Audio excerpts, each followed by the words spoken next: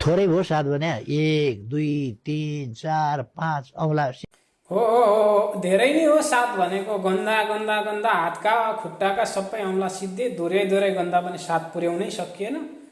कति हो कति सात है। तर यताबाट चाहिँ ठिकै भने रहेछ, तपाईँको चाहिँ सात आउँछ भने रहेछ, भविष्यवाणी गरे रहेछ, हामीले बुझेनौँ। त्यो सात बहुतै भयो, धेरै भयो। ल ल ल ल ल ल अब त्यो सातमा पनि तपाईँ त पर्नु भएन, के गर्नु र। अब लाजै मर्दो, लाज पचाउन पनि गाह्रो भयो, के गर्ने।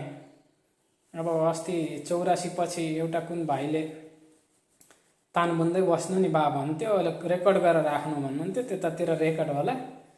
अब तान किन्ने अब पैसा अस्ति सबै डढे होला घरतिर।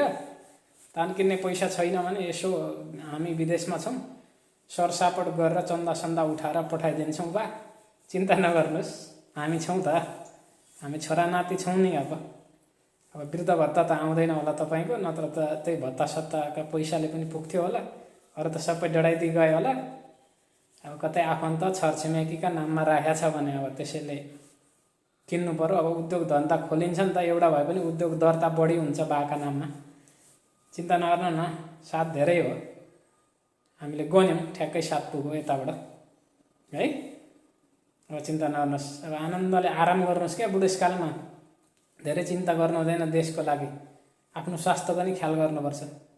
चिन्ता नगर्नुहोस्, ढक्क भएर बस्नुहोस्। अब बाबुले देश बनाउँछन्, बालेन बाबुले देश बनाउँछन्। तबला दिनुभएकै छ क्यारे। अब त्यो तबला चाहिँ फिर्ता ल्याउँ यतै तपाईँलाई काम लाग्छ बजाउनलाई होइन। ल ल ल ल ल ल ल ल ल ल धन्यवाद बा, नमस्कार। आशीर्वाद दिनु है बाबुलाई, राम्रोसँग गर्नु भनेर है मेरा बा।